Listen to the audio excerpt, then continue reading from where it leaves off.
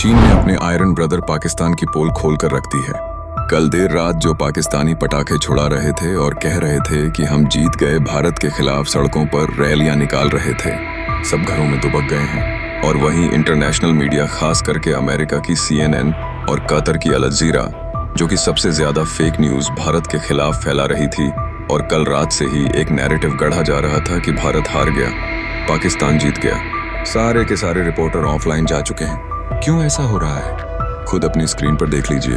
अब से कुछ ही मिनटों पहले चीन की सैटेलाइट इमेज निकलकर सामने आई है और जिसमें लिखा है पाकिस्तान की तबाही का सबूत। दरअसल आप अपनी स्क्रीन पर देखिए, चीन की एक सरकारी सैटेलाइट कंपनी है मजर विजन। इसने ये सैटेलाइट इमेज जारी करी है पाकिस्तानी एयरबेस की।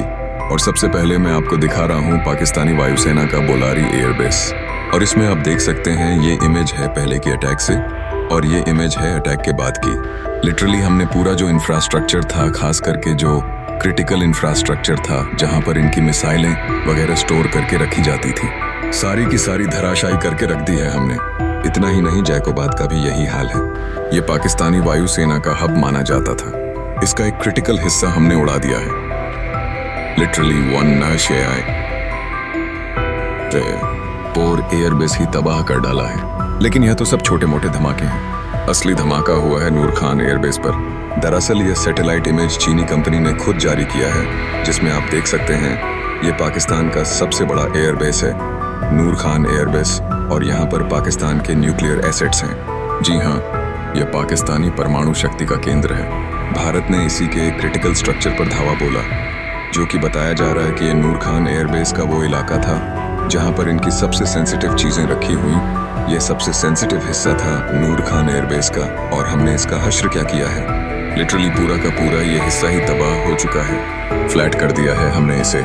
ऐसा लग रहा है कि ये पाकिस्तान का कोई फ्लैट इलाका है जहाँ पर बच्चे क्रिकेट खेला करेंगे आगे, और इसीलिए ये पाकिस्तान के लिए सबसे करारा झटका है। और यह तो शुरुआत है, जो अभी 3 से लेकर 4 एयरबेस की इमेज निकलकर सामने आई है। कल सुबह तक और तमाम एयरबेस की जो फुटेज है निकलकर सामने आ जाएंगी, वो भी मैं आपको दिखाऊंगा।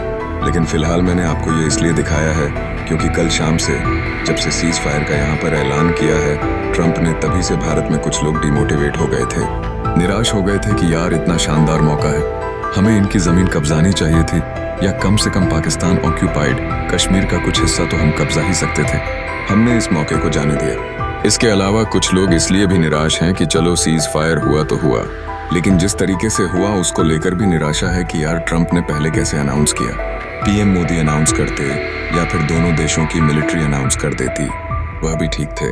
डोनाल्ड ट्रंप और अमेरिका क्यों श्रेय लेने बीच में आ गए, तो यकीन मानिए इसके पीछे एक बहुत ठोस कारण है।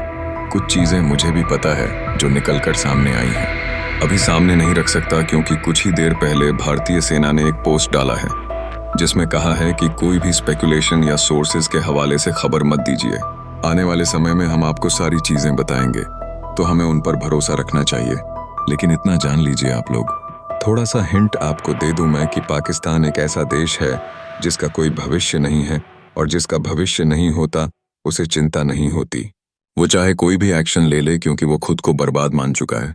वहाँ के लोगों की मेंटालिटी ये है कि धरती पर तो हम सिर्फ मरने के लिए आए हैं, असली मजा हमारा मरने के बाद शुरू होता है।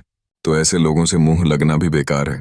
पाकिस्तान के जो लोग खुशियां मना रहे हैं उन्हें देखकर तो बिल्कुल निराश ना हो और ना हैरान हो, क्योंकि वो लोग ज़ॉम्बी कौम हैं, मरे हुए लोग हैं।